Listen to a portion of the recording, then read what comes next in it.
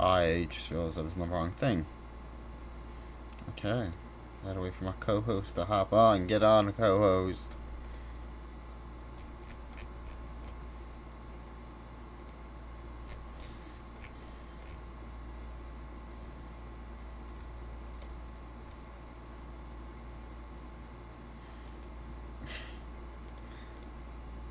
I forgot I gotta...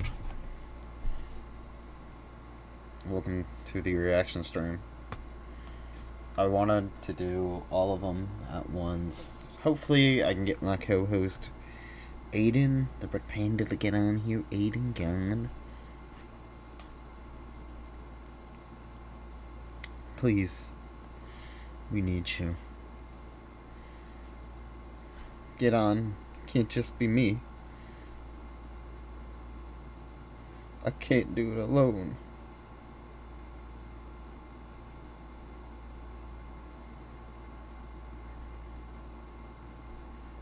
Alright, I completely forgot. I'm looking at my stream tabs on YouTube on my phone right now, and I'm like, oh yeah, I have to edit it together. What does your stream have 2020 art? I was looking.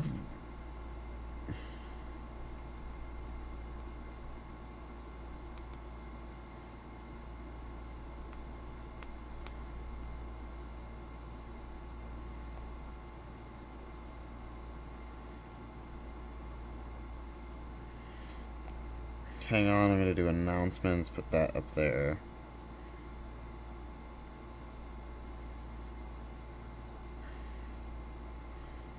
Alright. So, to get some, let's get what I mean by watching movesets. I'm watching moveset concepts. I should have said concepts. I didn't realize until I actually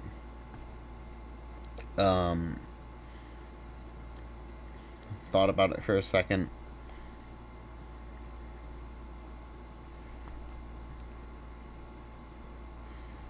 Yeah, so we actually have a gameplay stream, a GNF stream, and a reaction stream now. I don't know how long I'm gonna do this for. I have 11 videos, code right up or up in a playlist. Yeah, I'm just gonna wait for Aiden to hop on. I'll give him another, like, 5 minutes. Also, Brianna might hop on. I don't know. Because I said I'd do the SpongeBob and Amy movesets first. Because most of them are from Brawl Fan. Because Brawl Fan actually does the movesets good. Other people... I got this idea from listening to someone do a Smash moveset, and they were doing it so weirdly, it made me irritated. Like,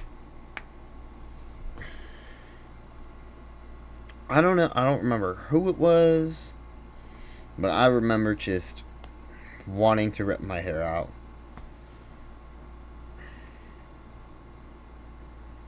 I can't even look in the stream.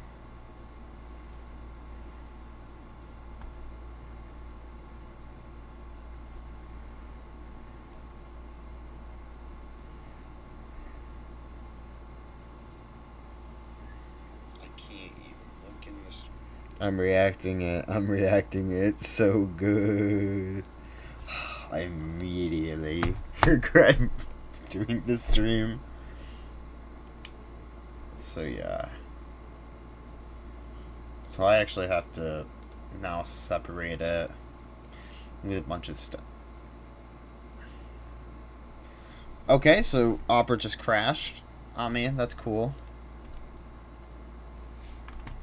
I gotta now get back to it because I have some very important stuff on there that I can't show you guys. Or not important, more of personal should be the correct word. Hang on.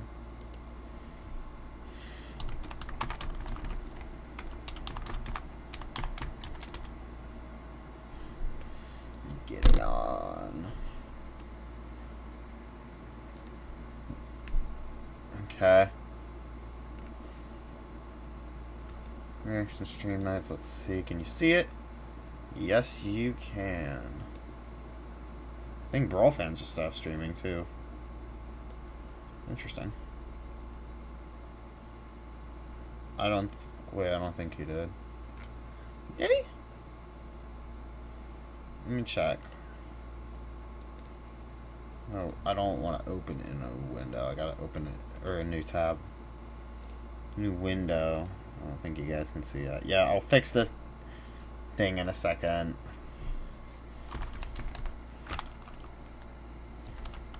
Yeah, I've been a big fan of Brawl Fan 1 for a while. No, he's still streaming.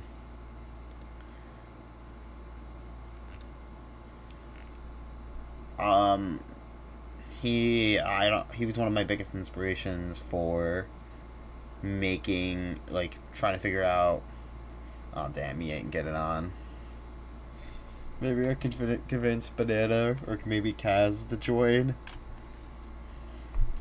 Shank can, I don't know, Shank can do one if he wants to. 9 can join. I really don't care who joins me.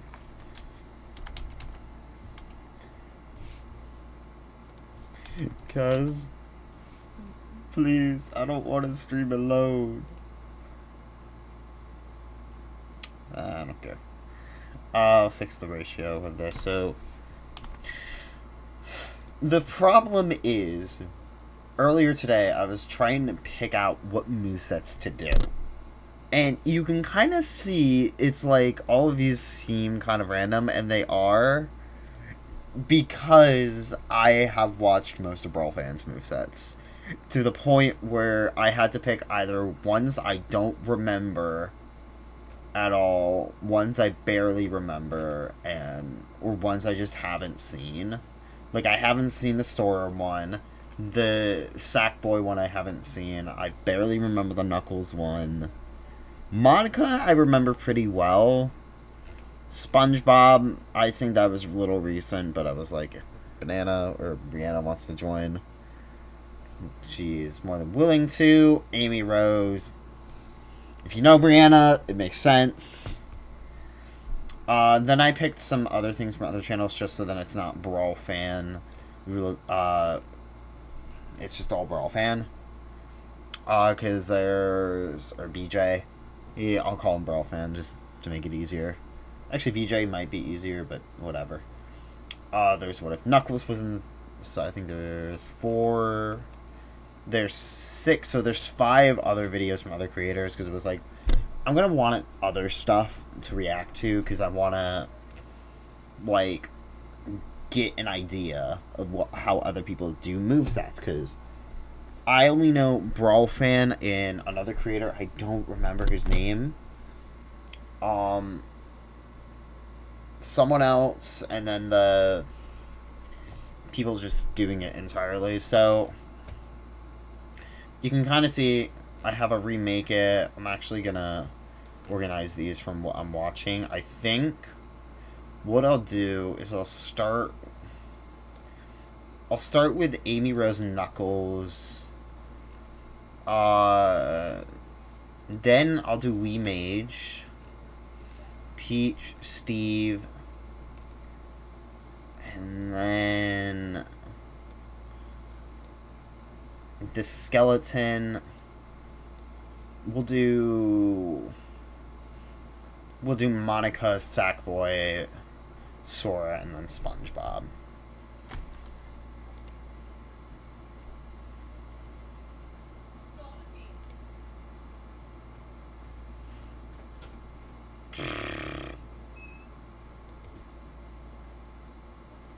Good thing I am not.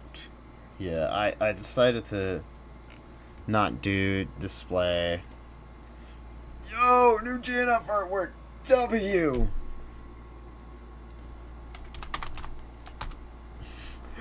On stream too. Hang on.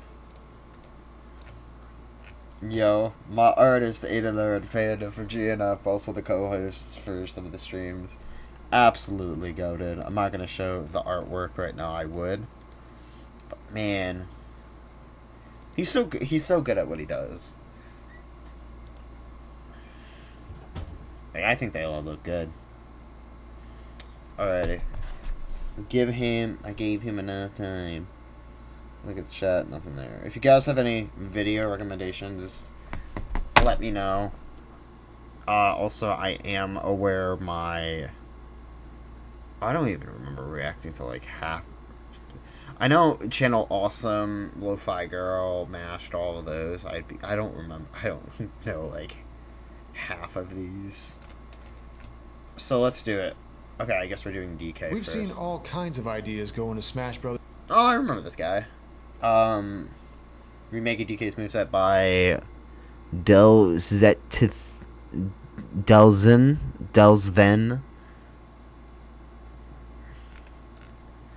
Do they give him a name? What's his name? I don't even know how the fuck you say that. There's no name, so I'll call him Delz. There's movesets, designs meant to capture the feel of a... Can you hear it? Sorry, I don't mean to be pausing the video every 5 seconds. I will be doing it, by the way. Because if I just go the Sniper Wolf style and just like react to stream and go like, what? No. I don't think I would be contributing to it. So we're just gonna... I think you can hear it pretty well. I'm gonna adjust my microphone a little bit. Make it a little bit louder. Just and then...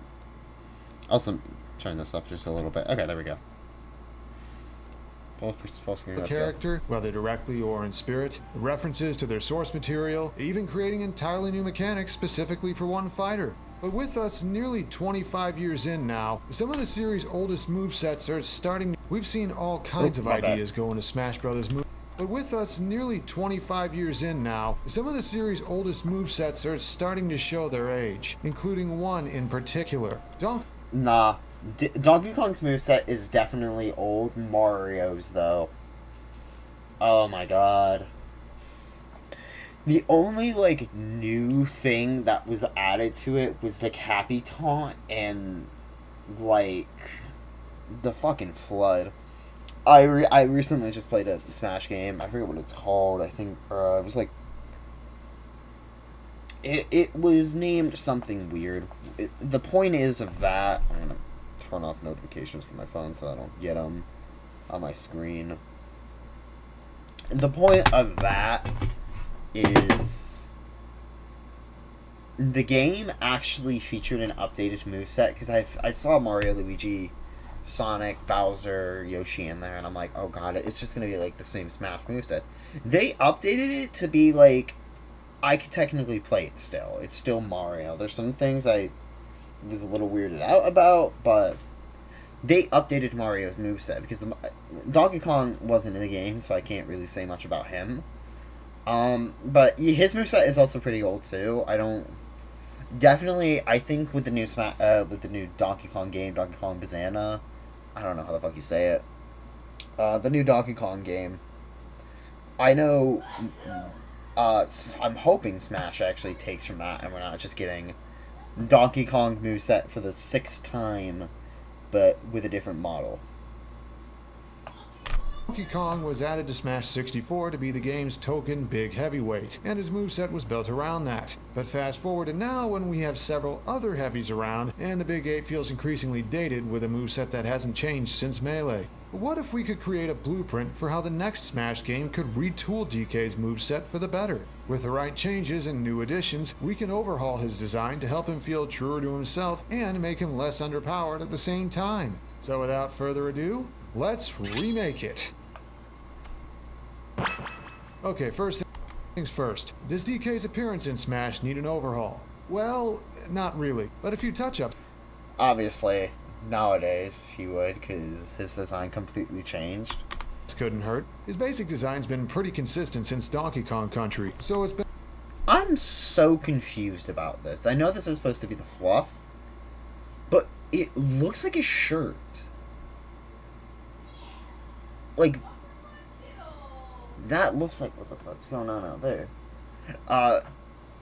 It looks like somebody like ripped at his fur. Been more about updating his visuals over time with the greater all the other models look fine. Processing power afforded by each new game. But what about his alternate costumes? Actually, these are pretty good too. Why? I I don't. Here's the thing. I don't play Donkey Kong games, so I don't know if he has different outfits. I know in the Punch Out Wii version, there's a secret thing right there. I think you could add that to one of the references.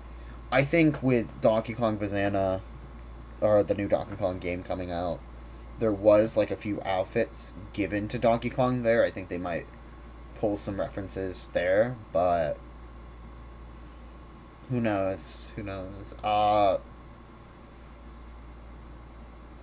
will say the only one that confuses me out of all the alts is probably this one. I don't know who that's referencing. Like, that one's just a purple Donkey Kong. That one's green.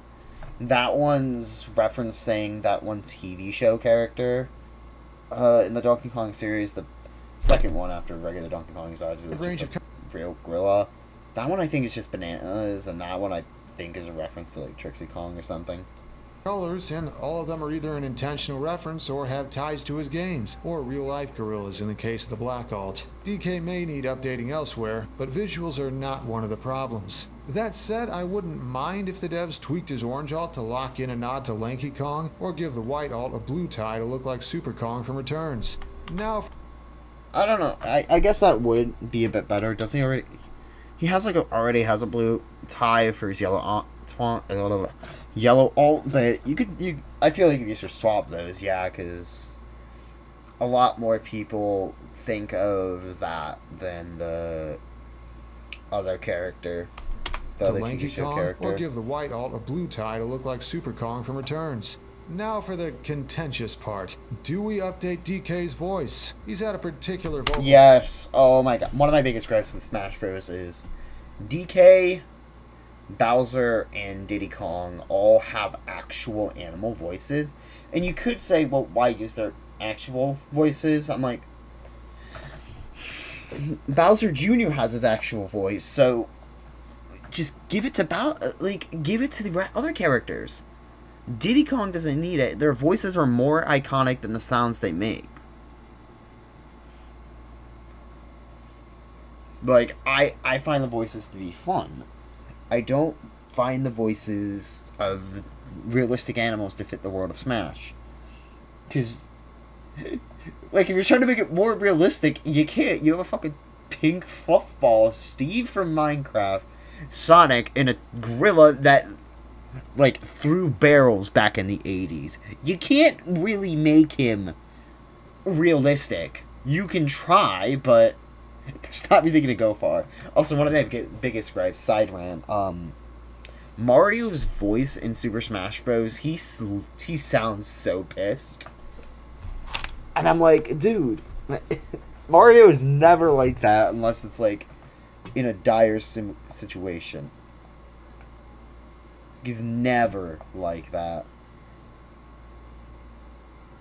Hang on.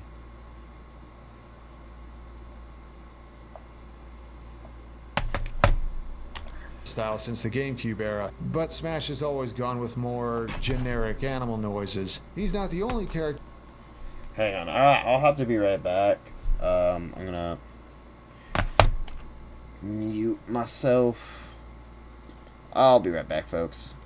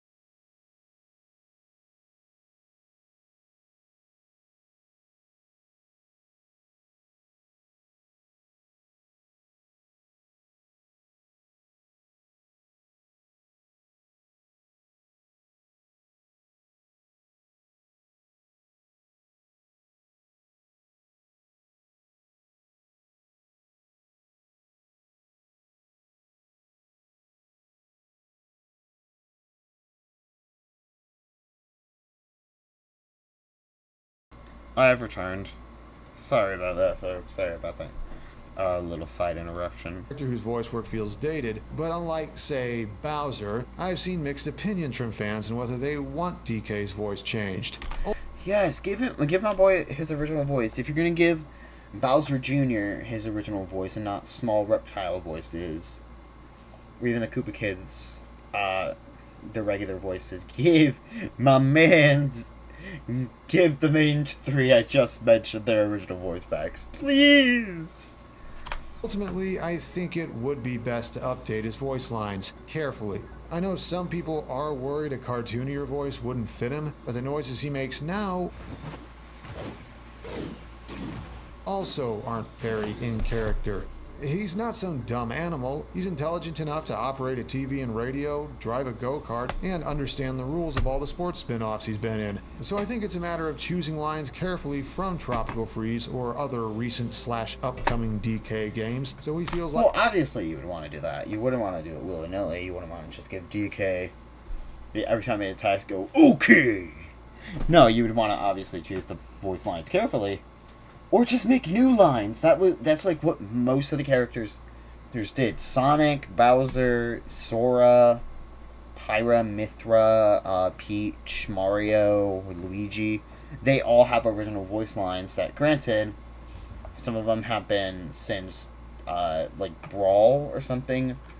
But they at least were created to be for Smash. Some of the lines were ripped straight from the games and such, like Yoshi, but they still recorded lines specifically for Smash. What the hell?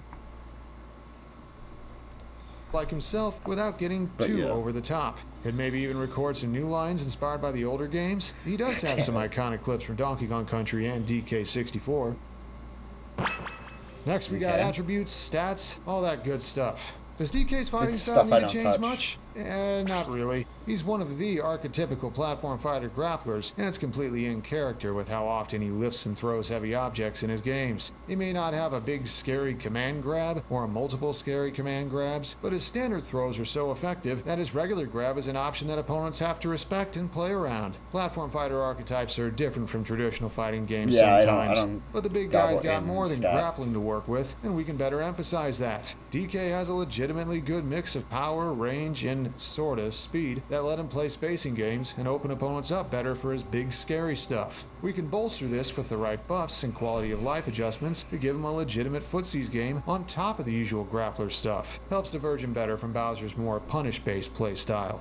As far as stats go, a lot of them can stay as they are. DK doesn't need a total overhaul here, just smart changes in the right places. His walk speed, air speed, and fall speed are left intact. And when he already has the 10th fastest walk and is tied for 13th fastest air speed, that's totally fine. He's also as big and powerful as ever, and with kinda limited combo routes. His advantage state's still big.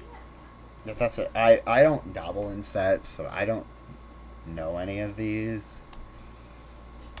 Built around conditioning and making big plays by reading his opponents, and he's still prone to getting comboed really hard when he takes a hit. However, some key changes can better highlight DK's strengths and tone down certain weaknesses that are more crippling than they need to be. Small buffs to his run speed, now 25th fastest, and initial dash, now 14th best, give him snappier movement and a bigger immediate threat range. Increased gravity, a stat that determines how fast a fighter reaches their max velocity when jumping or falling, should also give him that weightiness and primal power that makes him feel so good to control in his games. But that pales in comparison to his recovery. As is, it's famously... I've never played a Donkey Kong game, I should say that. I've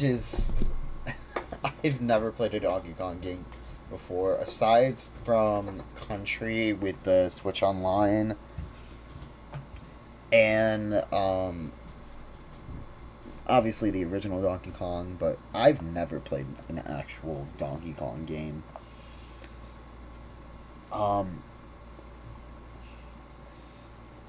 Like, if I get the Switch 2, that will be a game I get. Yeah. I've never linear played a and with Donkey so Kong little game vertical before. gain that getting disrupted off stage, or worse, spiked, can be a death sentence sooner than it should be for a heavy. But thanks to a total revamp of his specials, DK's recovery is an Achilles heel no more. It still has flaws, but he can get back safely more often now. You'll see how in a bit. But I did have to keep those buffs in check somehow, and I might or might not have committed sacrilege by taking 2 points off DK's weight to make him slightly lighter than DDD. Don't worry, he's still the 4th heaviest in the game, but he might lose stocks a few percent earlier now than before. I promise the other stuff he got makes this little weight reduction worth it. It's not that big of a difference. Alright, now for the fun part. How do we change DK's moveset for the better? Starting with his most... Make him just grab opponents and throw them across the room. Every move. Dash attack. Forward air. Back air. Side smash. Just have him grab the opponents and just chuck them across the room. I didn't realize I wasn't in full screen either. My bad. Most basic attacks, the answer is less overhaul and more build on what's there. His jab combo starts with a left hook like before, but now the second hit is changed from an uppercut to a right hook to keep his foes in place, and he finishes with that kick that used to be his dash attack before Smash 4. His jab was already decent for a heavy, but this new third hit deals more total damage and enough knockback to kill at the ledge from 140% onward. DK's forward tilt is the same as before animation-wise, but we can help it do its job better. This move as is has a little too much end lag that makes it so punishable it's rarely worth using as a poke. Trimming off 4 to 6 frames of end lag would make it more worth using and give his footsies a much appreciated boost. His up tilt plays off the same idea. The base animation is fine, but it's a little too laggy to do its job better. Lop a few frames off the end, and we have a legit anti-air. The loss of end lag could also turn it into a combo move at low percents, while remaining a backup kill move at high percents. Hope that's not too much. We can keep DK's down tilt as is. It's a fast, low attack with a chance to make people trip, setting up easy follow-ups or big tech chases. I'm fine with that, yeah. I feel like don't have it at the same speed as the down tilt, obviously, but maybe like a little slower than that. Because though I didn't realize how slow those were until we started doing the down tilt, which granted, I think it's always supposed to be the fastest tilt, but that's still like incredibly much laggier than before. By the way, do you know all these moves apparently have official names in Japanese? I borrowed some, altered others to sound better, and came up with a few new names entirely. Anyway, I kind of started to suspect they did have names after Brawl fans started, naming every attack, and I'm like, I should probably do that. I haven't yet, but, DK's dash attack is also staying because, duh, it already took until Smash 4 to get his main attack from DKC into his moveset. Why would I throw that out? In fact, we can add a little something to it. Using it now gives DK a small burst of speed that lets him cover extra distance. This is how his role usually works in his game. It took that long to get the dash attack in, like, fucking 3 games. Dude. I haven't, like I said, I don't really play Donkey Kong games, but man. Didn't it take, like, them forever to do Wario's dash attack, arm thing from, like, Wario Land or such, or is that not even a moveset at all? I don't remember. Games, and it makes the move even better as a burst punish / eventual kill option. On to DK smash attacks, where we're sticking to the tweak but not replace plan. The forward smash he's had since Melee can stay, and we can add something to this too. A smaller version of the shockwave that appears when he claps in Donkey Kong Jungle Beat. We could even put a new sour spot hitbox on the shockwave if that's not a step too far. For DK's up smash, take the same concept and turn it 90 degrees. If we were to go with the put a sour spot on the Jungle Beat shockwave thing, I could see it being bigger on this one, so it calls out aerial movement better. Then for DK's down smash, wait a minute, what the hell? Yep, his old down special is now his down smash. DK slams his palms onto the ground with enough force to create 2 damaging shockwaves in quick succession. That also hit a little... I never got that down special. I'm like, what the fuck is that from? Even the neutral special I didn't get. Like, or not neutral special, side special I didn't get. Neutral special and, special kind of made sense to me. But... that one was just so random. I mean, I guess that's something gorillas do, but I'm like... That's your down special? Like, make him... Like I said, I don't really play much of Donkey Kong games, but I could, like, think of 1,000 ways to make that better. I have to ground level now, so I'd they're have to not think for a useless little against bit, late but- jumps. With knockback cranked up to fit the new roll, but slightly less range, this thing's a legit kill move now. Imagine getting tripped by his down tilt and having to hope he doesn't read your getup with this thing. You can't keep slapping the ground indefinitely anymore, but if you charge this move at least halfway, he slaps the ground 4 times instead of 2.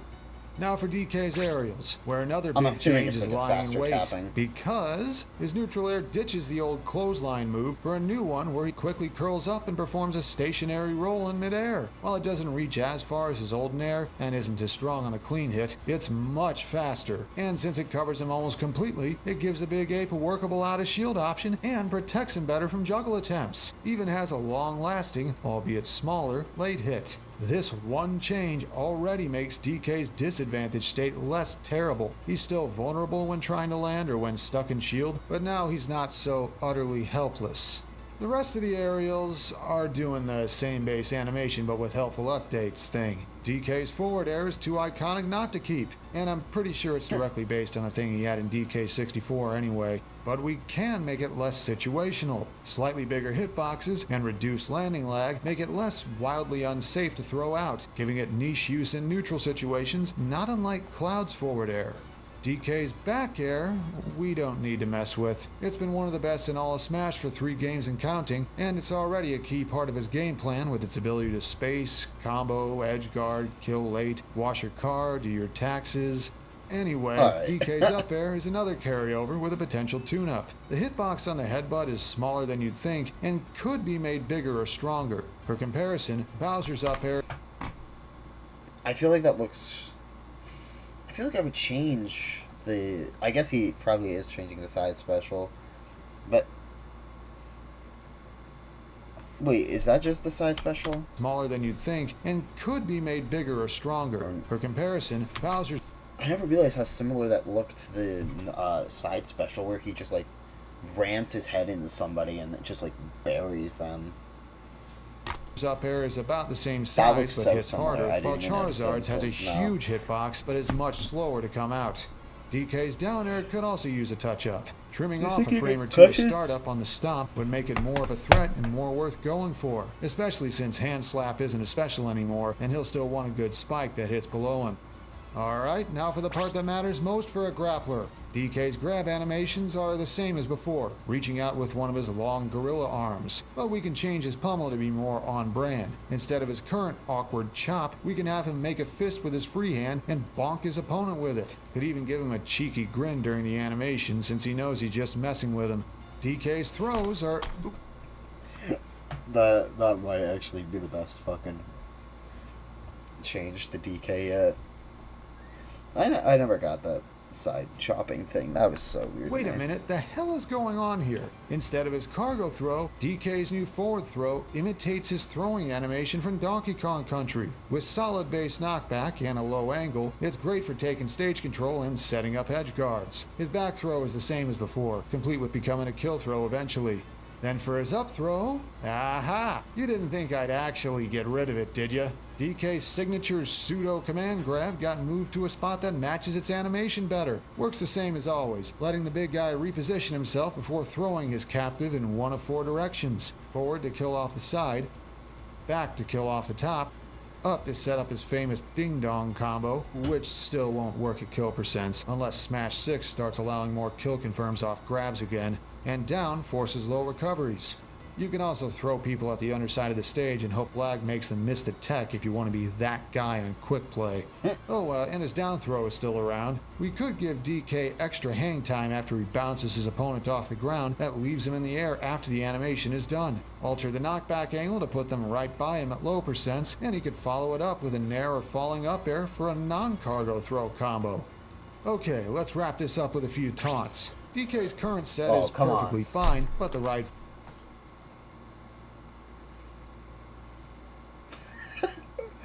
The fucking downs on I'm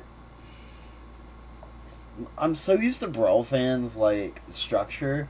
Like he only changes it up when he needs to and it makes sense, but he always does introducing the character, their jumps, their what else they have, basic attacks, special attacks, Final Smash, and aesthetics. Voice clips could make them even better. The one where he beats his chest could throw in a redone version of the he does in Donkey Kong Country. His side taunt could end the shake-off with a confident grin and a redone version of his from DK64, and his down taunt could be even funnier if his VA hammed it up as much as possible to emphasize his utter confusion over whatever the hell just happened. That one's so fucking Still iconic. Here? I love that taunt. This is the part where we shake things up. DK specials are where we can really modernize his design. His neutral special is actually the least changed, but that doesn't mean there isn't something new going on. This reskinned Giant Punch is only tangentially related to the move from Tropical Freeze, but we have ways of making the name work. On use, I didn't know Cranky could be on his... I gotta play Tropical Freeze now. Yo, I gotta play Tropical Freeze. That was actually adorable. DK winds his arm up like usual, but there are some key differences now. Instead of a gradual damage scale, there are 4 distinct stages: uncharged, 2 levels of partial charge, and fully charged, indicated by how quickly and forcefully he's winding his arm and how much steam is emitting from his head. Charging it still makes it stronger, but now a level 2 charge or greater adds a cartoony explosive silhouette on the punch of increasing size and a similar art style to the move from Tropical Freeze. See? Making its effective hitbox bigger and less impractical to land. He gets partial armor on the punch at level 3 now instead of a full charge. And while the full charge has slightly more startup now as DK rears back more dramatically, the armor comes in sooner than before, and the explosive effect is big enough at this point to make the attack much bigger while maintaining its strength. This retool makes Kong Pao even better as DK's signature big scary attack. Instead of being restricted to callouts, now opponents have to play around it if it's prepped. Daring opponents to stop you from charging it is a form of passive pressure that fits DK's easygoing personality to a T. But it does have downsides, like taking longer to fully charge now than before, having the charge only saved at the start of each stage instead of at any time, and a level 3 or 4 punch has greater end lag. Next is DK's side special. How about something like... Wait, what the... Yep, we're moving this one over to a side special now. Well, it worked... That one never made sense to me as a up special. Him spinning. I'm like, yeah, you need a helicopter move. But it works so much better as a side special. I don't know. I don't remember which video it was. I think it was Brawl Fans, actually, again. Where 2020, he used to do, like, these... nitpicks he had with like every character. I don't think he does them anymore, but he did one for Donkey Kong. It was like, can we just like switch, can we like make the up special something different and just like make the side special the up special-ish? And I'm like, that makes sense. Have him just spin around. It doesn't have to be like a recovery move in the air that well. But, like, just make it... It makes so much sense. Like, again, I never played a Donkey Kong game other than, like, a little bit of Country and, the original one, of course. And I'm like, that makes so much more sense. And, like, it makes so much more sense as a side special. Works more or less like it does in Ultimate. The obligatory multi-hit grappler lariat move that doubles his recovery and might or might not be inspired by Dixie's helicopter spin. We can add an extra forward push to the grounded version that makes it a better burst option.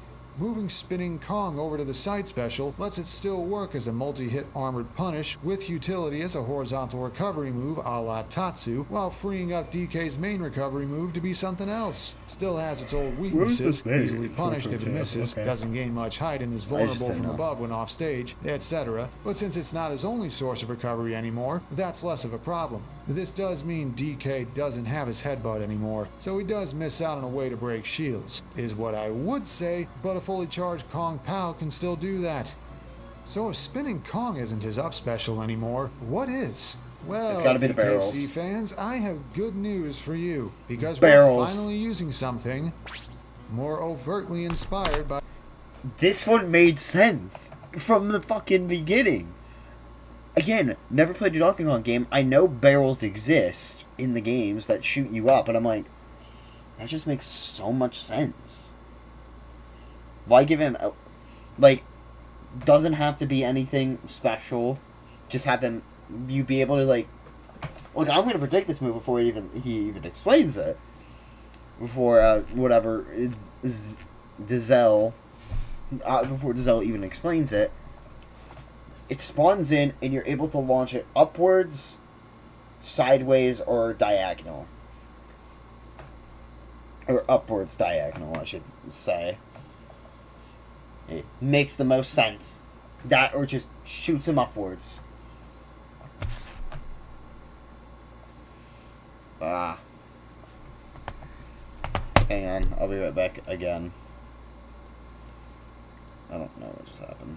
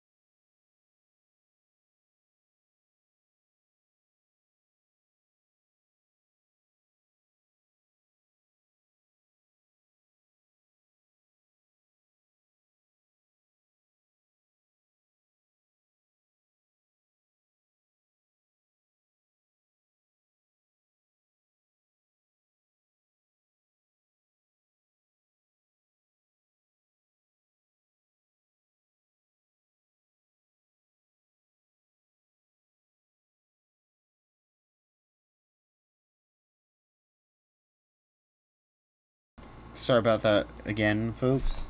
Had to let Hogan out. He's currently in my room right now. Anyways. Barrel cannon. By his games. Barrel cannons have been part of Donkey Kong Country since the beginning as a means of long-distance travel. We've even seen him in some of his stages in Smash, and one served as an item in Melee. And it's that design we'll be using here. On use, a Kong-sized barrel with one opening and an arrow painted on appears around DK, pointed diagonally up and forward in whichever direction he was facing. And he sticks his head out with a determined expression and grips the rim with his hands. For the next second, you can adjust the barrel's angle up and down to lock in the exact flight path you want. Once time's up, or if you press A or B early, the barrel launches DK like a cannonball in the direction it's pointing. Going nearly as far as Pit's recovery if not interrupted, this drastically improves the big guy's ability to get back to the stage. It even has a strong hitbox on the barrel as it launches, destroying the barrel in the process, and a hitbox of decent strength on DK himself mid-flight as he's curled up in a ball. A precision recovery with a wide range of angles, Barrel Cannon almost completely removes one of DK's biggest weak points. His disadvantaged state may be lacking, but at least his recovery isn't extremely vulnerable anymore. I did say almost, though, because this move still has some drawbacks. Over half a second of startup means it can get interrupted before the launch if anyone's too close. The cannon's angle can only be adjusted about 60 degrees in either direction, so don't accidentally start it in the wrong direction or you'll be in trouble. And while DK has a hitbox mid-launch, it becomes smaller and weaker halfway through, so recovering from deep off stage is still a risk. And he does go into freefall afterward. And if you thought that was wild, you ain't seen nothing yet. Hand Slap isn't DK's down special anymore, so what is? Well, what better Coconut gun. than the other thing he's so famous for? Throwing barrels has been a Kong thing ever since his Gramps did it in the arcade game, and this Donkey Kong is just as known for it. On use, DK stops in place and holds one arm up above his head, and a barrel with a DKC-style design, not the same as the generic item, poofs into existence a full hop height above. The barrel drops down after a small amount of hang time, and DK catches it in his hand effortlessly and prepares to throw it. Press B again, or any forward or downward direction on the stick, and I feel like it would be better if it just spawned in his hand and he threw it. For that, it just works better, because I think... Yeah, you could have a start charge up move. You kind of or charge up of quotations. You kind of already have that though with a neutral special. I would say it works better as him just chucking it after it spawns in. Or rolling it. Flings the barrel forward like it's nothing, traveling quickly and rolling along the ground once it lands. Or if you press an upward angle, he lobs the barrel instead, covering the air immediately ahead of him. Once it reaches the ground or a platform... Maybe there could be like some small start lag. Because he has to put the barrel, hold it up, and then if you aim it upwards, he does that. Or if you aim it more low to the ground, he'll do it. Or if you just tap it, he'll just chuck it normally. It also rolls, but not as quickly. Oh, and did I mention the barrels are particularly strong once thrown and have enough health to tank one hit from weaker attacks or projectiles without breaking? Barrel Drop gives DK an unorthodox projectile that opponents, even zoners, must respect and play around, though it's kept in check by the sheer length of both parts of its animation. It takes nearly a second and a half to go from calling the barrel down to throwing it, and DK cannot move until the barrel is thrown. The barrel does have a hitbox shortly after it spawns in, but it's not very strong. Can sometimes work as a platform trap, but DK has better alternatives. If there's a platform between the spawn point and DK's hand, the barrel can get stuck and cut the move short with extra end lag. And if used in the air, DK stops in place as the barrel spawns in until he catches it, at which point he starts to fall normally. Alright, what about his final smash? His current one's kinda generic even if you realize it's inspired by Jungle Beat. But truth is, this one doesn't need a total replacement either.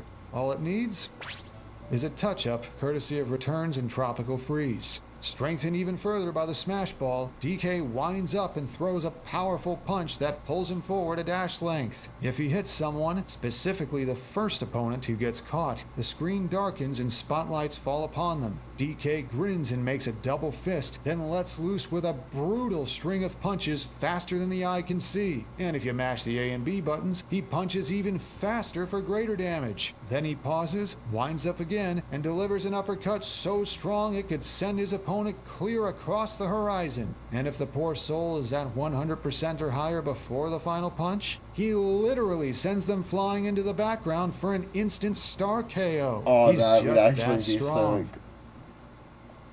There we are, a revamped take on Donkey Kong's moveset that fine-tunes the parts of his kit that already work while refreshing his specials. He's still a super heavy grappler with a ton of power who's vulnerable when in a disadvantaged state, but now his strengths are more well-rounded and his weak points less debilitating, all while helping him feel less like a generic fighting game heavy and more like himself. And that's despite the stuff I considered using but ultimately left out, like his coconut gun from DK64. Yes!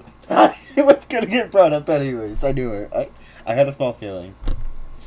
Which would have been a neat reference, but didn't gel with his playstyle well enough to keep. Sometimes it works better not to go for a reference if it makes the overall design less cohesive.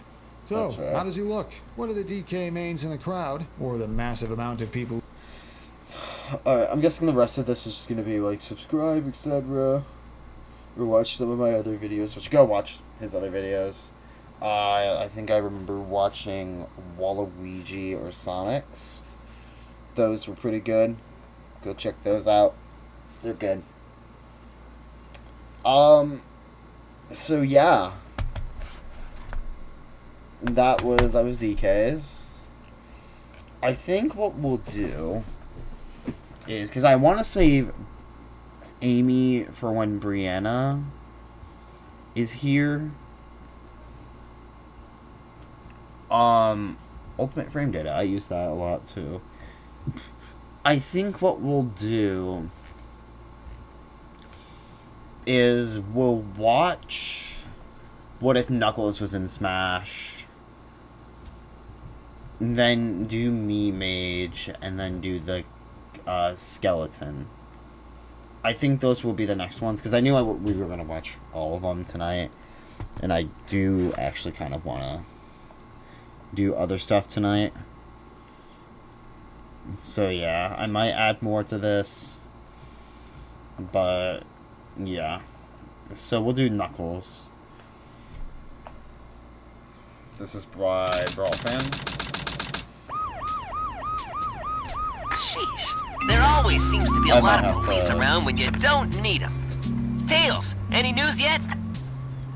For some reason, I'm not getting a signal from the 6 remaining Chaos Emeralds. Maybe Eggman took the emeralds into outer space. Outer space? Man, I didn't see this when it premiered. At least I don't think I did. But what always Ralph Fan does is he'll hide the character like it's a Smash reveal too. And then once you see the intro music, you're like, okay, it's something from this franchise. Who's it gonna be? And then obviously it's Knuckles, but he would always put this guy or something funny like this nerd, not streaming anymore. Yeah. Oh, you can join his membership still. Awesome. Knuckles!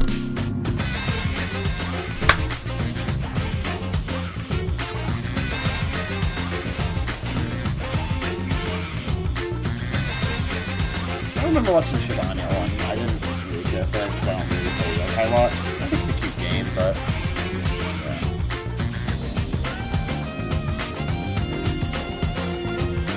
I don't remember. Was this on Patreon or its members? Nope. It must have just been his members. Red powerhouse and rival to the Blue Blur, Knuckles the Echidna. But not only is he Sonic's rival, Knuckles is also one of his best friends. Of course, he wasn't always that way. Knuckles for a long time lived a secluded life on the floating Angel Island, where he alone guarded the mysterious Master Emerald. That is until one day when a certain egg-shaped scientist came along and tricked him into thinking that Sonic was coming to steal this precious gem, only to turn around and steal it for himself, of course. Sonic helped him get it back though, and after some time and getting tricked by Eggman some more, the antisocial Knuckles finally began to warm up to those around him, and now he's one of Sonic's most trusted allies, always willing to help Sonic out on his adventures, even if it means leaving the Master Emerald unguarded. Oof. I hope he has a guard dog left there or something. Knuckles may not be the sharp. No, he has rocks. As confirmed by the Twitter takeover. Guy around, thanks in part to his ignorance of the world after living alone for so long. And it doesn't help that in the Sonic Boom franchise, he's written to be a flat-out idiot. But I don't think... Nah, the Sonic Boom show Knuckles was so funny, though. I don't think it should have been Knuckles permanently, but man... The feminist one and the Sonic Boom in general is just funny. I was even talking to one of my friends who necessarily doesn't care for Sonic that much. And Sonic, I was like, I think we said something about Sonic Boom. He was like, yeah, okay. He's like, that show's pretty funny though. I'm like, it is.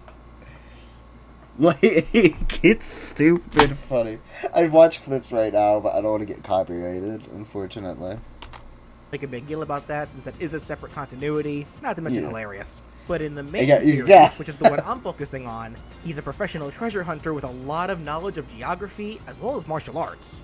generally being a punch first, ask questions later kind of echidna. Though you probably would be too if you were strong enough to destroy boulders with a single punch. And to be fair, Sonic's also, like, run first, think later. Knuckles is more think later than Sonic, but it's still kind of, like, there. that strength is what should be feared if you were to smash his way out of the assist trophy into the Smash roster. Knuckles would pretty much be the textbook definition of a glass cannon. He'd be really fast with attacks that would rack up damage about as quickly as the likes of Bowser or Ganondorf. But unlike those two, he'd be a very light character, generally not being able to take hits that well himself.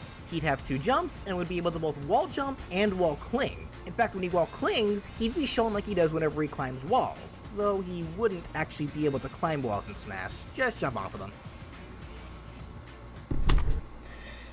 That's like some movesets for Knuckles, like in Project M or Project Plus and Remix, and they don't give Knuckles that wall cling. That, you know, obviously he's able to climb the walls, but it's like you're trying to attack. Let him cling to the walls, man. Let my man cling to the wall. Give him that move. Knuckles can have a 3-hit jab that mimics his most commonly used combo. So common, in fact, that he even uses it as an assist trophy, with the first 2 hits being a punch from each fist one at a time, and ending with an uppercut to send foes into the air for the 3rd hit. His dash attack can have him do a horizontal double punch straight forwards. This move is also used as his dash attack in Sonic Battle. His side tilt can also be from Battle, having Knuckles do up to 2 hits with consecutive button presses, with the first hit being a vertical hook from high to low, and then a vertical hook from low to high with the other fist for the 2nd hit. This tilt actually will move Knuckles forwards a little bit after each swing. The up tilt can be a quick overhead backwards to forwards headbutt, which was an attack that he used in the game Sonic the Fighters. For his down tilt, it can be an innovative move where he does a quick low to the ground punch. For Knuckles, I always like Brawl fans' little doodles where they're not like overly complicated. They're just like little versions of the characters doing that move. Like for the whole Undertale stuff, which I didn't do because I watched like almost every single one of them. You always did like those little doodles of them, and they were so freaking cute. I love them. With his side smash, he could use his powerful ground power skill from Sonic Battle, the Deep Impact. It's a straightforward punch, but he punches so hard that the air explodes around his fist at the apex of the punch. This is by far one of Knuckles' deadliest attacks, capable of KOing foes or even at lower damage percents. But of course, it does have some end lag. His up smash can be a double-fisted hammer swing from low to high, his Enrage skill from Sonic Battle. His up smash would really only be able to hit foes who are in front or above Knuckles. And his down smash can make reference to attacks that Knuckles uses that involves him punching the ground so hard that it hurts nearby foes or knocks them off balance. For Smash, he'll punch the ground and create a shockwave that extends outwards horizontally. The shockwave is what deals the big damage, of course, but it also may have a chance to trip foes if their damage percents were low enough to not get launched. His neutral air can be similar to Sonic's, where he curls up into a ball and spins erratically. While it is like Sonic's, it comes from Sonic Fighters, which is also where Sonic gets it from. His forward air can have Knuckles use the Meteor Punch, his pursuit skill from... I'm pretty sure he was given that too in the other stuff. So far, I like this moveset. I want to... It's hard to comment on a moveset you like without, like with DKs, I was able to give some inputs because it was like, or some reactions to it. But with Knuckles, it's like, a lot of this stuff I kind of agree with. Like, I think the only one I would change would be the side tilt or at least from Brawl fans, I think. But I'm like, that's really it. So far, at least. Oh. Knuckles use the Meteor Punch, his pursuit skill from Battle. It's a double hammer punch from high to low, and as the name suggests, it can spike if it sweet spots. The back air can be a quick horizontal elbow jab backwards that he holds for a second. This comes from his backwards ramp attack from Sonic Advance 2. The up air can be a quick straight punch upwards. It has poor horizontal range, but it hits hard vertically. And his down air can be his air hook skill from Battle, where he does a quick punch diagonally downwards. It's not that great at hitting directly below him, but it does come out quick, and it's great for spiking foes if it connects properly. So really, this attack is comparable to that of Ryu and Ken's down air to give an apt comparison. Okay. Knuckles can grab with one hand. Basic attacks so far, pretty good. I forgot the grabs were also a part of its own sections. I think they're fine. Yeah. And pummel by punching with his other hand. For his forward throw, he'll spin the foe in hand and then send them forwards, just like he does when he uses the Team Blast in Sonic Heroes or the Knuckles Sandwich in Sonic Chronicles. His back throw can have him use the Shadow Box attack from Sonic Fighters, where after he grabs the foe, he quickly zips behind them and then punches them to send them backwards. His up throw can have him just chuck the foe high into the air, just like he does to Ray in that Sonic Mania short. And his down throw can have him do a short jump with the foe in hand, and then dunk them into the ground as hard as he can, referencing his attack from Sonic Heroes where he swipes Sonic and Tails as projectile attacks. Please tell me you can bury him. Fuck! Huh? What? For Knuckles' neutral special, he could use his Rock Free Fall skill from Sonic Battle, where he pulls out a huge boulder and then What was Knuckles'? I think it was literally just that. Forwards at a slight angle as a projectile, which then crumbles if it hits the stage. It's large, and it deals a lot of damage and knockback if it hits, but unsurprisingly, it's kinda slow, and doesn't actually fly that far. That said, despite its speed, it can still be used as a nasty edge-guarding pressure tool, as it will only disappear if it hits the ground, another player, or goes off-screen. It works like this even if used in the air, I should add. I know that there is an air version of this skill in battle called the Meteor Crush, but I think for the gameplay of Smash, a move like that might be a little too overpowered. As for where he would pull the rock out of when he's in the air, I don't know, probably the same place where Sonic pulls the spring, Banjo the shock pad, Snake's his boxers or the ciphers, Diddy Kong his rocket barrel, King K. Rool's blunderbuss and propeller pack, Villager his everything. Alright, I get it! You guys get the idea. For the side special, it could have Knuckles do one of his most signature skills, gliding. Apparently, Knuckles is somehow able to trap wind under his dreadlocks, and this allows him to be able to glide forwards while slowly descending. And he'll do that just for Smash. He can glide using his dreadlocks? That's how he can...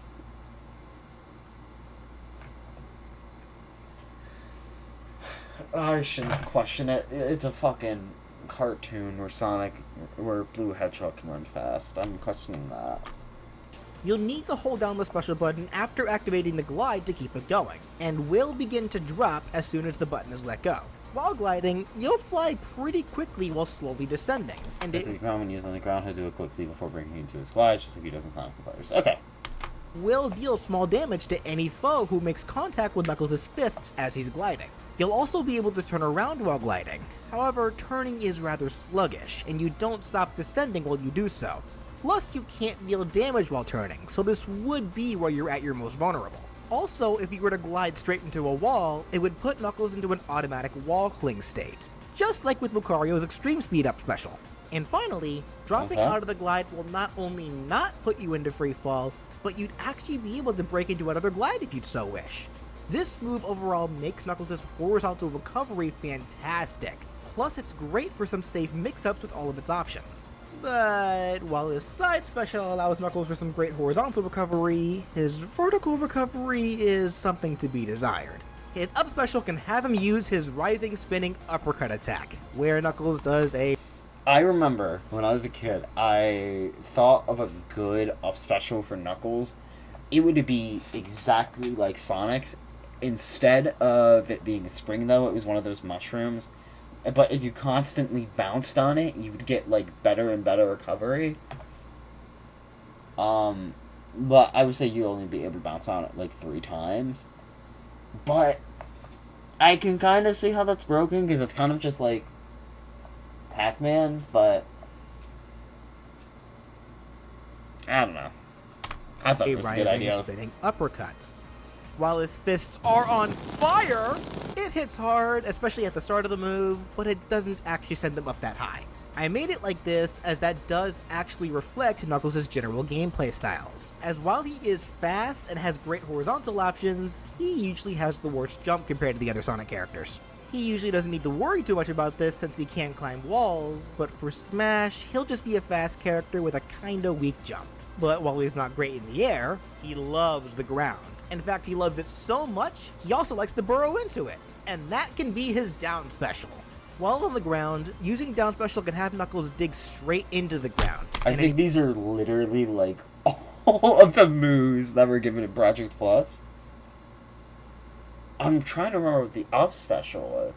I think it was literally just the spring bounce though, except it was weaker. If foe too close as he digs will be hit with some small damage. But if he's in the air, he'll use the drill dive attack and dive straight down while spinning like he does in Sonic Adventure 2. Yeah, and I was going to say something when we got to the basic attacks, like I was going to say, well, the down special should be, or down tilt should be something that sends him to the ground like Sonic's. But I was like, he's probably going to give him the drill attack anyways, so we're fine there. And he did, so I'm like, I'm not too worried. Because with like those type of characters, you need to get down to the ground and fast in order to continue the fight, because that's why you have a move that brings people down to the ground that quickly. The only time you probably wouldn't have that for that reason is because, for example, you need Mario's ground pound. That's why you would have that, but if it's a floaty character that's going to take a little bit to get to the ground, you're going to need that move that just sends them to the ground. Again, why Sonic has it, and why people give Knuckles that drill thing. Keep drilling until he touches a solid part of the stage, which will then lead to Knuckles burrowing under just like he does if he used it on the ground. If he digs or drills into a platform, however, he'll just pass through it and it cancels the attack. This, by the way, is the only way to cancel the drill aside from just burrowing. So if you try using it with no stage underneath you, you're gonna lose a stock. While drilling, foes that make contact will be dealt multiple flinching hits of damage while being dragged down with Knuckles, and will be launched a little bit once he begins to burrow. Now as for what Knuckles can do while underground, he has a couple of options. While burrowed, you'll be able to kind of slowly move left and right. You will be able to dig past foes or items without pushing them, but you will be stopped at ledges. He'll only be able to remain underground for about 3 seconds, after which Knuckles will automatically jump out of the ground with an uppercut, dealing only decent damage, but high knockback to any foe who was above him. This uppercut will also deal a lot of shield damage, capable of breaking shields early if the foe lets himself get hit too much. The uppercut also does have a bit of end lag, but you will be able to manually uppercut out of the ground sooner if you so wish by pressing the attack button while burrowed. Or, if you're afraid that you're going to be punished for sure, you can press the special button instead to just have Knuckles not attack and emerge from the ground normally, which has significantly less end lag to allow you to get away. Finally, you'll always know where Knuckles is based on pushed up dirt, and other players will actually be able to hit him out of the ground if they can hit the pushed up dirt with a lower attack. I think that's a very Knuckles thing anyways. Oh, Final Smash. What do I think it's gonna be? He's definitely gonna turn super, but it might be like a series of punches, or has him like punch the ground really hard and create a big explosion. I don't know. Not gonna lie, this is my favorite idea for a Final Smash that I've ever come up with. Knuckles can have a cinematic Final Smash that starts with a large punch, and any foe hit by said punch will be pulled in. The cinematic then starts with the caught foe landing in an ocean, leading the camera to pan out to show Angel Island floating above. It then shows Knuckles at the Master Emerald altar wiping his hands, implying that he just knocked the caught foes off of the island. But then almost immediately, it shows the Master Emerald being stolen, whether that's by Eggman, Rouge, or whoever, and before Knuckles even realizes what's going on, Angel Island begins to fall and lands right on top of the foes in the water below, dealing big damage and knockback to the caught foes when the cinematic ends. Aside from this idea being hilarious, it's just sadly fitting for Knuckles, and I honestly like it a lot more than Hyper Knuckles. Oh, man. I love Hyper Knuckles. Please add it. Please, BJ. Add it as a costume. Please. I love that Final Special, though. It was pretty funny. Very fitting.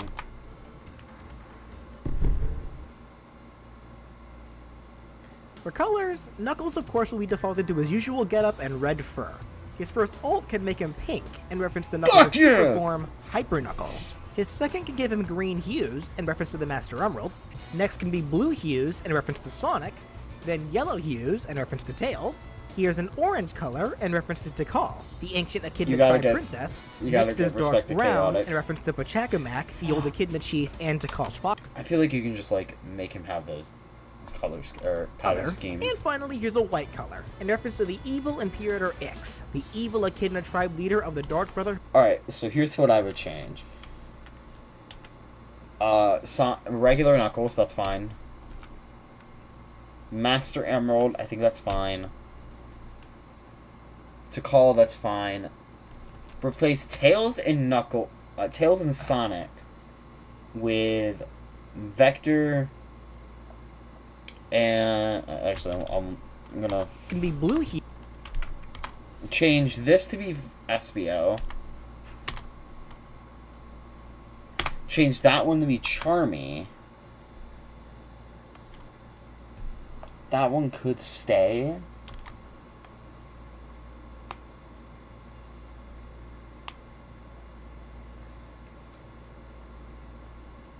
I'd say, oh, it's Enron, guys, look. Kidding, of course, but change that one to be Vector. Because he was part of, like, Knuckles Chaotix. Granted, you could, I guess you could, if you really wanted to, make that Mighty. Make that Mighty. Make that, again, Charmy.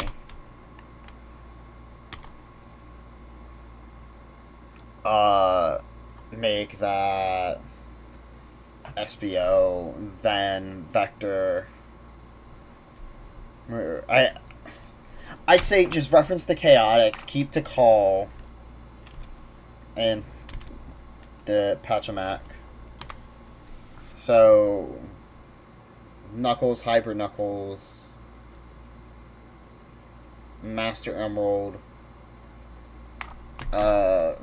SBO, Charmy, Tikal,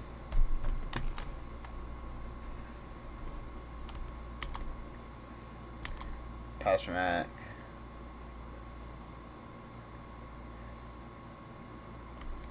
and Vector. I would say obviously put Vector near the end or near the beginning of it, so then you have Tikal and Pachacamac at the end. The evil Echidna tribe leader of the Dark Brotherhood from Sonic Chronicles. For his stage intro, it can just have Knuckles emerge from the ground and end on a pose. I'm trying to think of something better, but I think that would be fine. For taunts, Knuckles' first can have him cross his arms and chuckle. Despite the fact that his theme song says that unlike Sonic, he won't chuckle, this Yes! That would be the perfect taunt, honestly. taunt is clearly a reference to his iconic gesture from his debut game, Sonic the Hedgehog 3. His next can have him get angry and hold a battle-ready pose while shouting, "I'll make you eat dirt!" And his final can have him start shadowboxing, then pose while saying, I will protect the Master Emerald.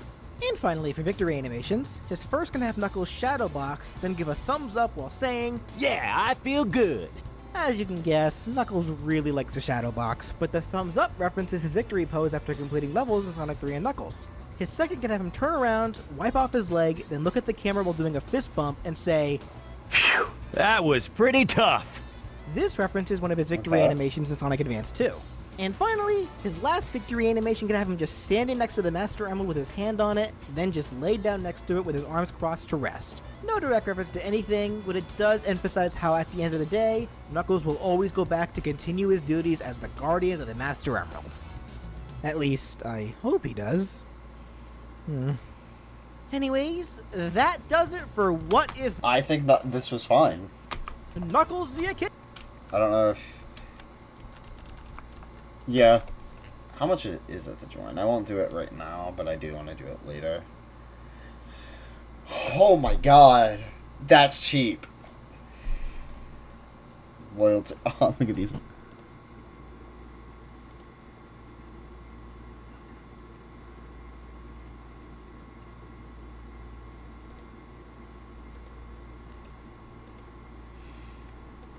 I'll give you my friend code.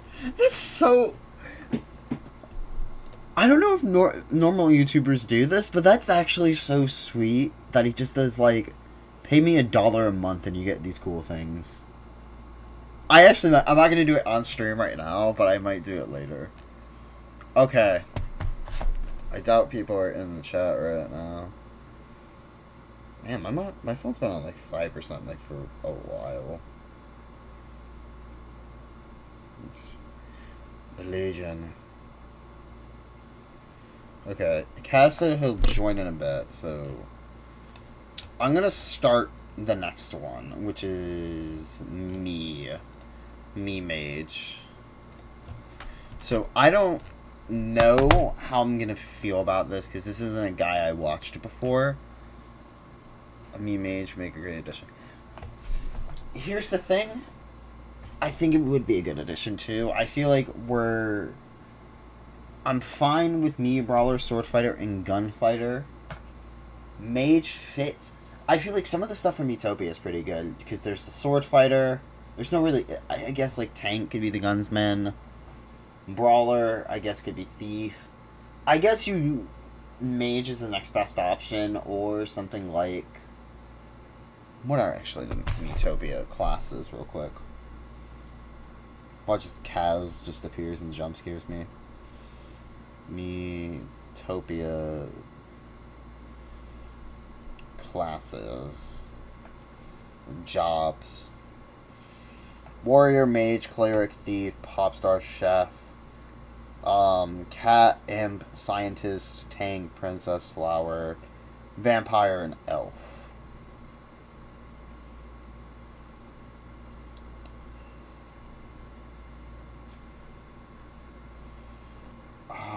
Yeah, I guess mage would be the next best option. So, the Miis. A set of highly customizable fighters that can really be a joy to mess around with. The categories of Brawler, Sword Fighter, and Gunner allow players to create a wide range of playable characters that otherwise can't make it into Smash as fully realized characters. Nintendo even started making really high quality costumes that completely fit. I really like the Cuphead and Sans costumes.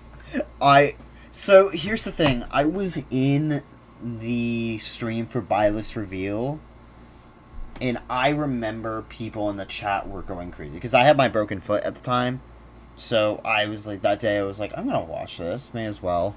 I remember people were pissed at the newcomer, and as soon as Cuphead came on screen, everybody was cheering. I was like so happy too, because I was like, oh my god, another Fire Emblem character, are you serious? This came out, I'm like, this is the best damn thing ever. Man, I hope Cuphead makes it as a fighter. Forgo the Mii motif that entirely. Or Sans. But what if there was a fourth class of Mii? One that would allow even more characters to get their Smash debut. Today we'll be looking at ideas and possibilities for the Mii Mage. Before we get started with the actual moveset, there are some things I need to clarify.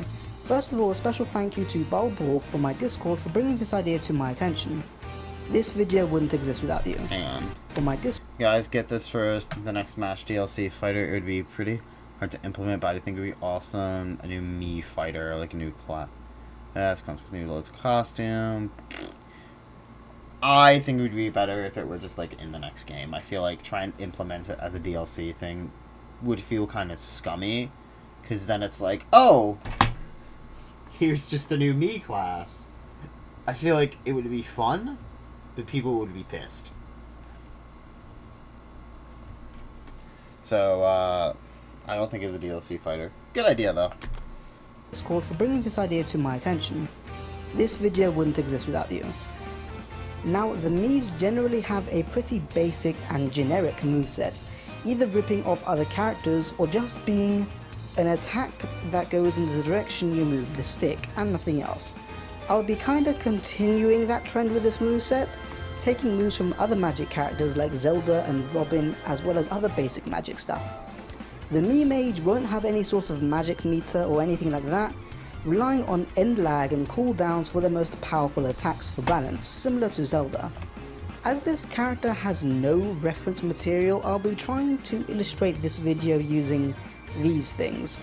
This is the first time I'm trying to use figures to illustrate anything, so just bear with me on this one. I'm assuming, this is me assuming, he probably was slightly inspired by Brawlfan for doing, like, innovative stuff. Granted, I think anybody would do this as well, but it could be, like, a Brawlfan thing, but who knows? Who knows? I could be wrong. There will be two types of Mii Mage, one using a tome and the other using a staff. This will allow even more costume possibilities. Alright, so there's... Alright. Other using a staff. This will allow even one using a tome and the other using a staff. This will allow even more costume... Okay, so... It's gonna be the same moveset regardless, or is it gonna be slightly different? Because I'm already confused. I'll wait for him to explain. Possibilities than just including one of them. However, all of their hitboxes will be identical, with only the animations being slightly different. Okay. As everything is identical, I'll be focusing on the tome Mii in this video, bringing up the staff Mii whenever there are any major differences. I guess you can call the staff Mii a echo fighter of the tome Mii, but that's probably me just reading too much into things. Anyway, with all of that out of the way, let's get started. The Mii Mage will be about the same weight as Villager and the Ice Climbers. She'll have 2 jumps and no other movement options. The Mii Mage's jab will be basically the same as Robin's, with 2 strikes in front of her with wind magic, and the Gentleman will follow up with a small explosion. And the rapid jab will be a flurry of wind attacks. For the staff Mii, the first 2 hits will be with the staff, and the rest will be the same. Okay. For her forward tilt, she'll step forward and shoot a small blast out of her hand. This will be slightly slow for a tilt, but will be quite powerful. And I don't care that they're using she, he, their pronouns. I just can't tell whether they're saying their or her.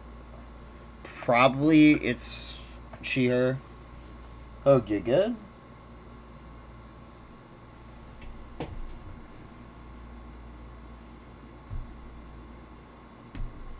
Just chilling. can KO at higher percents. Up tilt will be the same as Zelda's, however it would have slightly less start lag and be less powerful.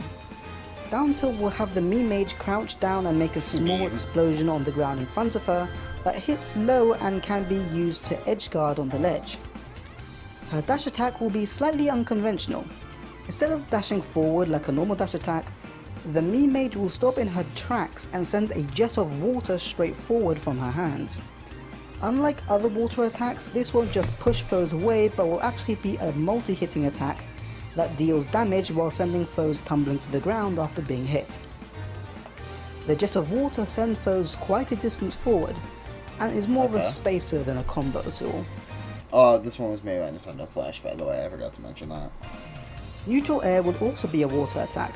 This will have the Mii Mage spin a stream of water around herself to hit opponents. Okay. This will be the regular old spinning neutral. Alright, so I think neutral air is fine. I would say to kind of keep the momentum going, I wouldn't say completely stop. Maybe starts to slow down and then shoots it before stopping. I guess it wouldn't be that big of a deal, but whatever. Neutral air. And like Palutena, this move can combo into itself and other moves at lower percents. Forward air would be basically Mega Man's back air, but just going forward. And obviously using wind magic and not blades like Mega Man. Up air would be the same as Zelda's, however the blast will be slightly smaller in exchange for it having less start and end lag. Back air will have her shoot out a pulse of water. This will have a wide range and is quite strong, and will even push the Mii Mage slightly forward, similar to Corin's back air. Down air would be the same as Ness, with her quickly spinning around and stomping downwards, spiking opponents that get hit at the start of the move. Okay. For her side smash, she will send a few bolts of electricity forward, causing quite a bit of hit stun before sending foes flying. The bolt will always have the same amount of range, but the power of the move will depend on how much you charge it. For her up smash, she will hit opponents with a flame attack that goes from in front to behind herself, similar to Samus's up smash. Down smash will have her punch the ground, causing 2 rock pillars to sprout out on either side of her. This move is really powerful and can even be used to block certain projectile attacks. I'm guessing. However, it has the quite a bit of staff end lag, so and make sure to be like a careful. strong tap to the ground. Oh, so we didn't Keeping in line get with to the pros. other Mii fighters, the Mii Mage will be customizable with 3 different variations of each special move. For her first neutral special, she'll be able to use Meteor Strike.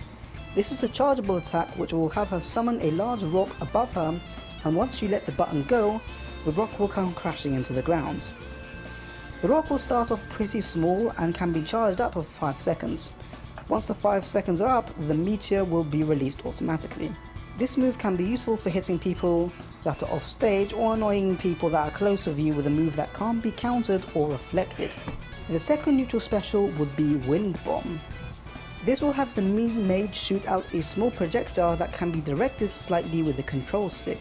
Okay. When you let the button go or after a certain amount of time. Listen, I know you're using the gameplay footage so you don't have boring stuff in your background, but man, it's really distracting sometimes when there's just unrelated gameplay footage playing in a moveset, because I'm like focusing on the gameplay footage, because I'm not like over like on my bed making the bed right now or in my closet putting stuff away. I'm sitting down, I'm watching a video, I'm reacting to it. Something Brawl Fan and I don't even know how you say it, the Delzy do is they make it feel like you're watching a moveset concept. Even Delzy or Dells, as much as like I don't like how it's using gameplay clips.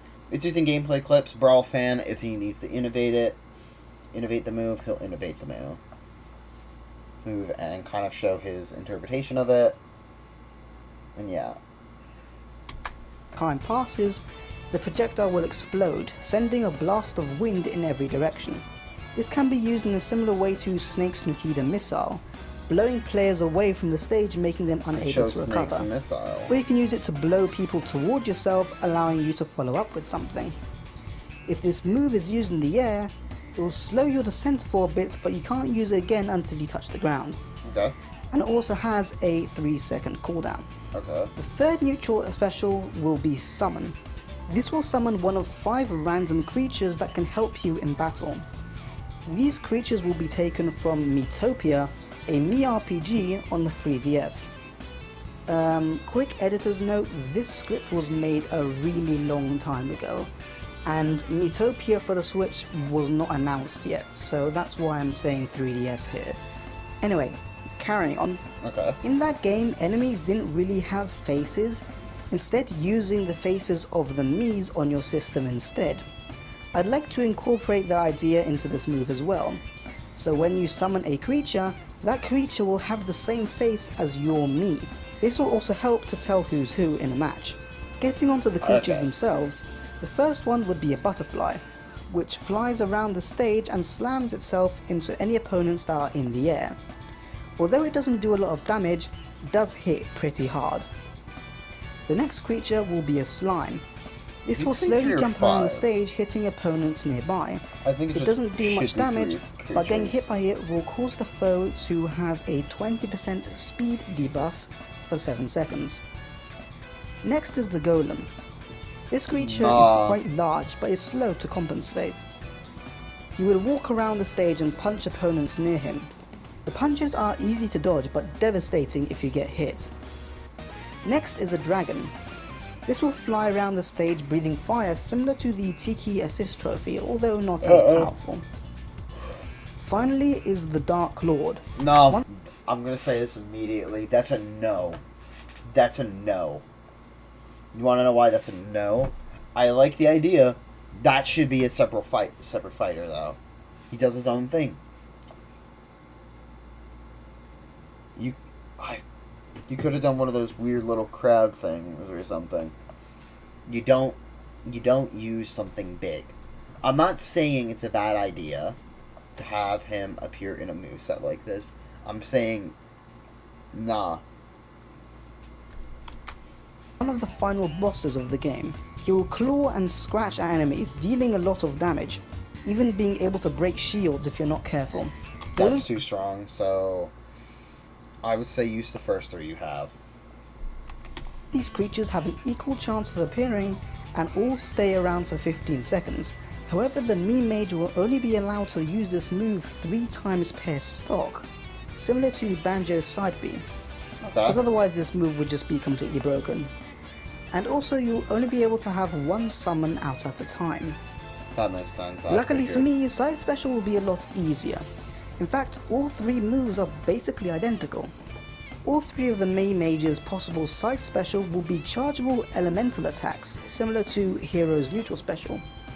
It will be one of those save it for later kind of charge attacks, like Samus's, Mewtwo's and Hero's neutral specials. The first being a fire attack, the second being an electric attack, and the third being ice. There isn't much to explain here, as they would work pretty much as you would expect them to. The fire one would shoot a fireball straight forward, the electric one would shoot a bolt of electricity forward, and the ice one will have a large snowflake moving forward, freezing anyone it touches. Up special will also be kind of simple. The first one being a basic teleport. This one won't be able to do any damage, similar to Palutena or Mewtwo's teleport.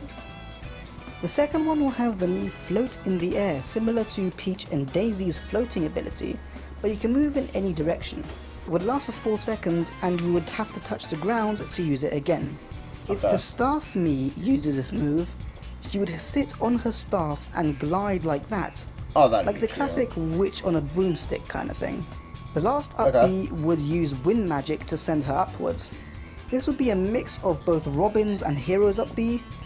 They'll be able to charge like Hero's to get more height, but the visuals would be more similar to Robin's one. The first down special would be the basic reflector, with a 1.2 times damage bonus. The second one will be healing field. This would work similar to PSI magnet. You can hold down special for up to 5 seconds before the move ends automatically.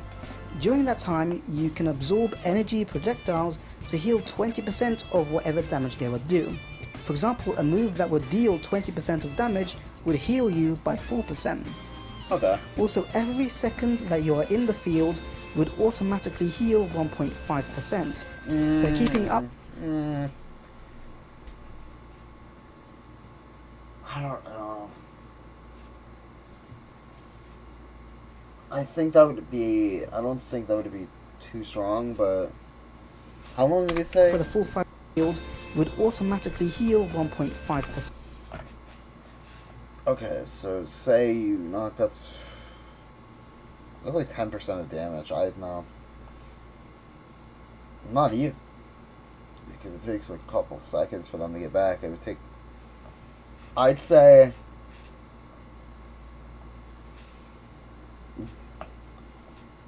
don't have it heal at all. Or if it does, heal every 5 seconds. That way, people aren't just sitting in there waiting. So keeping up for the full 5 seconds means you can heal for 7.5% altogether.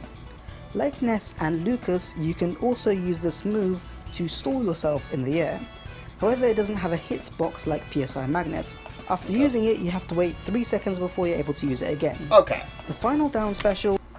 I don't like the healing part of you just being able to sit there and heal without having it attack you, but, you know, whatever.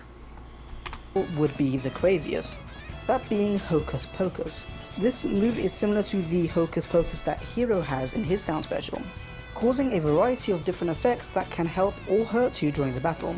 There will be 10 different effects, which is less than Hero's 21, and some of them can backfire on you. The first one will turn you big, as if you got the Super Mushroom item. It would also last the same amount of time as the item.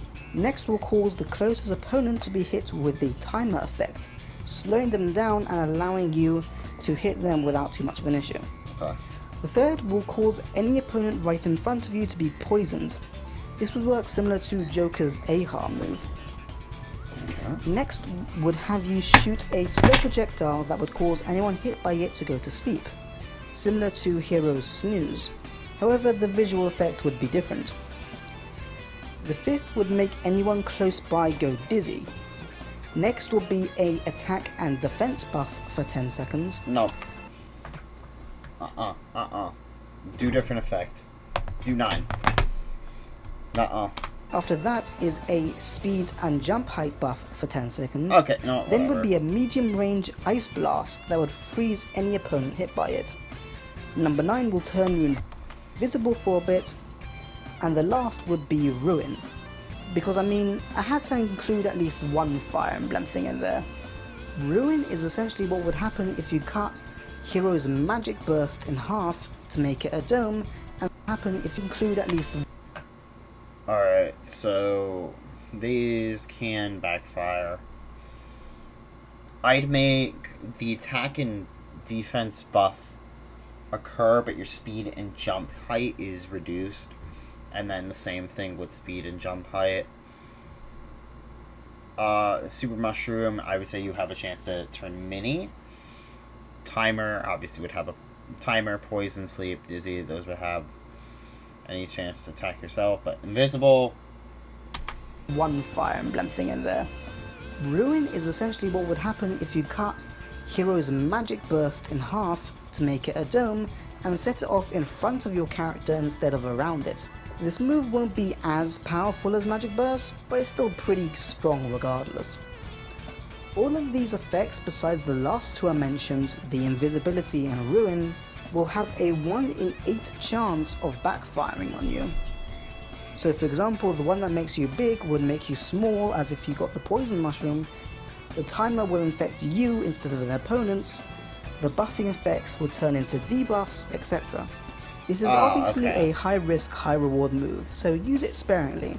That said, you can only use this move again after 6 seconds, and the Mii Mage's tome or staff will glow purple to let you know you can use it again.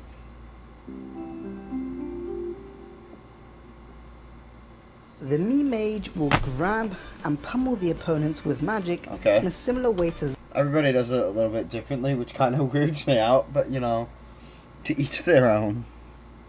Zelda. For her forward throw, she will blast a foe with magical energy, sending them forward. Up throw will have the Mii Mage spin the opponent above her and then send the opponent upwards, similar to Mewtwo's up throw. Down throw will have her slam the opponent into the ground and blast the foe with fire magic before sending them flying. And back throw will have the Mii Mage teleport the opponent behind herself, sending them flying.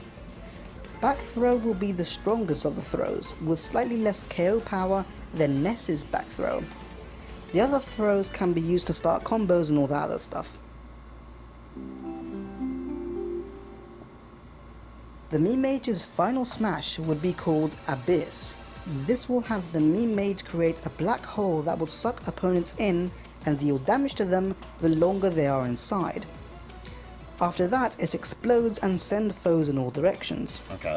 For all intents and purposes, this final smash is identical to Zelda's but with a new coat of paint. This move won't have the auto KO feature that Zelda's has, but in exchange will have increased overall damage and launch power. Yeah, I think that's fine. It doesn't seem that broken. Other stuff, obviously the costumes, you can't really do much. It'd have to be like very specific stuff. I think having some costumes referencing Hero and other things could be fun. Maybe having like a couple fun ideas with it, with their game characters. The Mii Mage's entrance animation will have them appear in a ring of light, similar to a lot of the Fire Emblem cast. For her up taunt, she will create a small elemental ball in her hand, with the element being randomly chosen between fire, water, ice, electricity, and wind.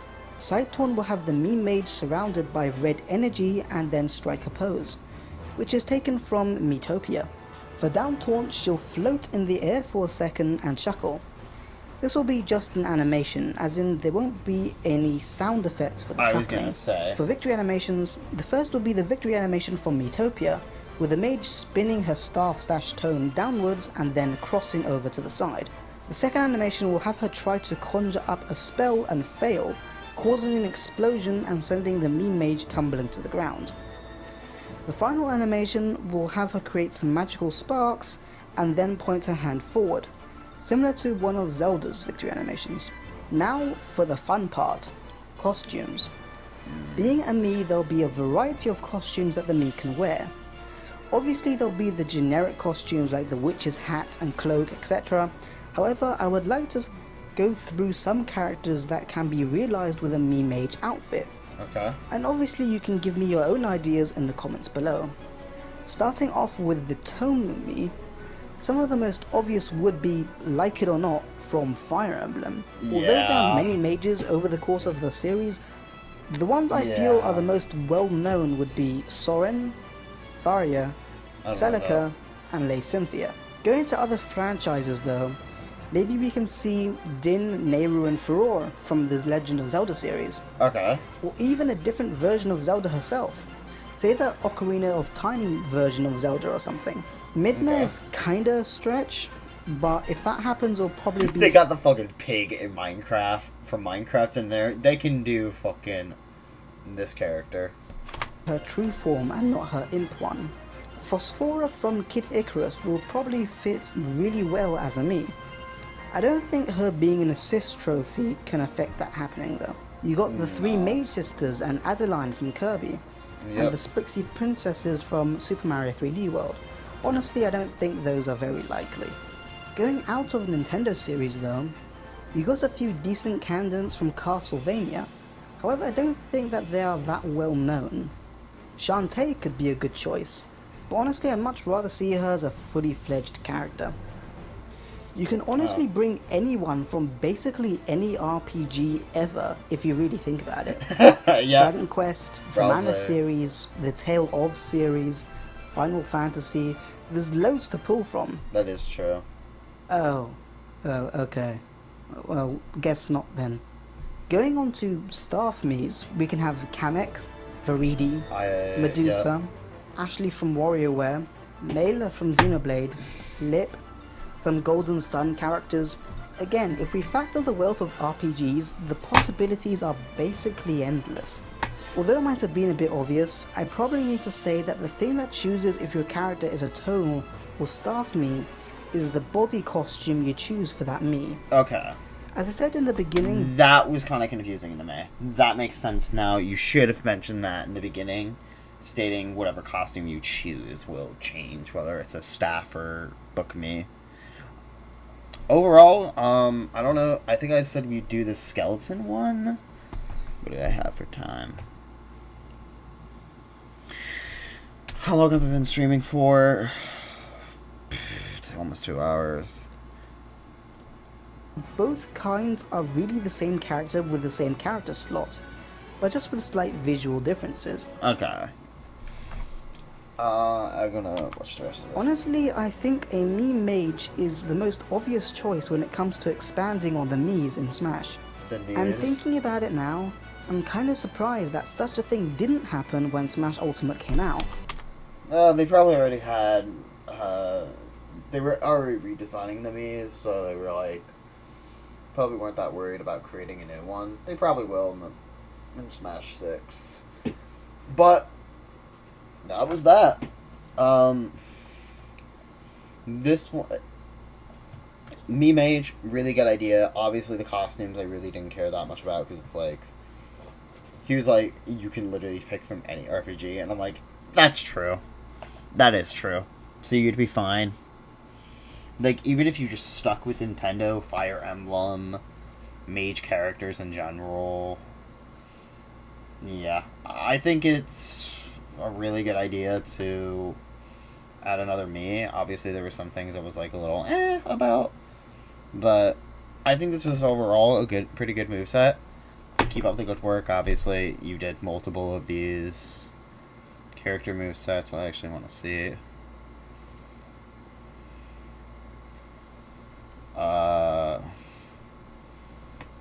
Question mark, we're in Smash, custom special. Smash 9, yeah, go check out this guy's channel, dude.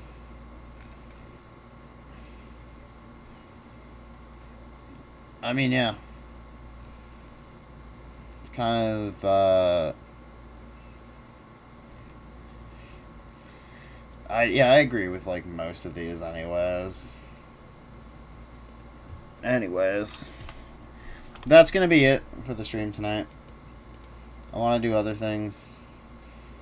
Oh, I didn't realize it on full screen like that and showed some GNF stuff. Oopsie doopsie. Yeah. I'll check the chat one last time. Although the only thing that was said was I'm streaming it. Or I'm reacting it. I'm reacting it.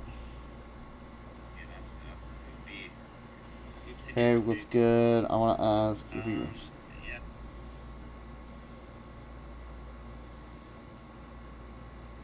What? Custom graphic, like 3D models, banner, over, etc. I'll check it out.